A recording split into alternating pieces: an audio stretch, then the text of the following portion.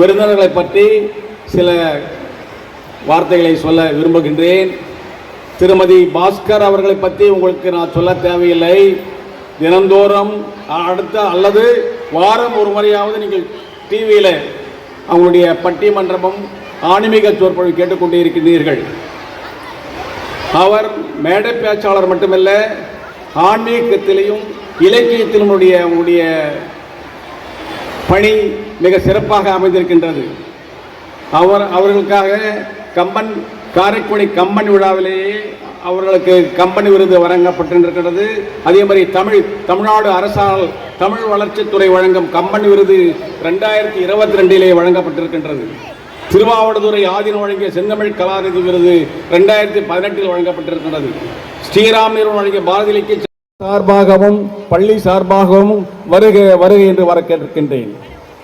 இங்கே நம்முடைய கல்யாண மாலை திரு டிவி மோகன் அவர்கள் அமர்ந்து கொண்டிருக்கின்றால் நிகழ்ச்சிகளை, அதாவது கல்யாண மாலை என்ன உங்களுக்கு அது ஒரு ஏஜென்சி பண்ணுவதுன்னு பெற்றோர்கள் வருத்தத்தோடு இருக்காங்க. ஆக மொத்தம் ராஜாக்களே ராணிகளே, இன்றைக்கு உங்க காட்டில் மழை என்ன வேணா நீங்க செய்யல, யாரும் கேட்க மாட்டாங்க.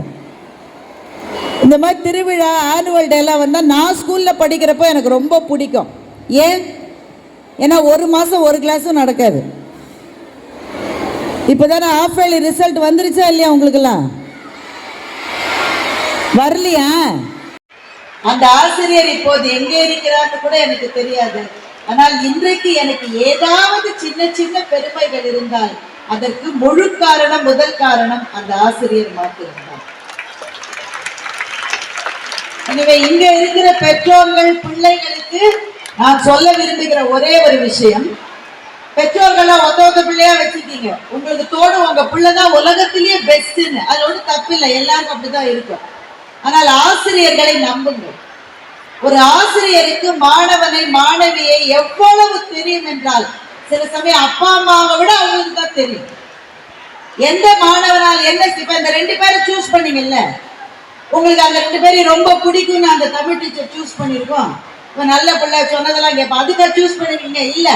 10 பேரை பேச வச்சு அதுல யார் பெஸ்ட்னு கண்டுபிடிக்கிற அந்த திறமை துலாக்கோல் போல பிசகாத மாணவர்களை தெரிந்து கொள்கிற திறமை ஆசிரியர்களுக்கு இருக்கிறது. எனவே ஒரு பள்ளி என்பது, நிர்வாகம் என்பது கீழே பேஸ்மெண்ட் மாதிரி, அது அதற்கு மேலே இருக்கிற தூண்கள் போன்றவர்கள் ஆசிரியர்கள். ஆசிரியர்களை நம்புகிற எந்த மாணவரும் வாழ்க்கையில் பின்னடைவு எய்தவே மாட்டார். பொங்கல்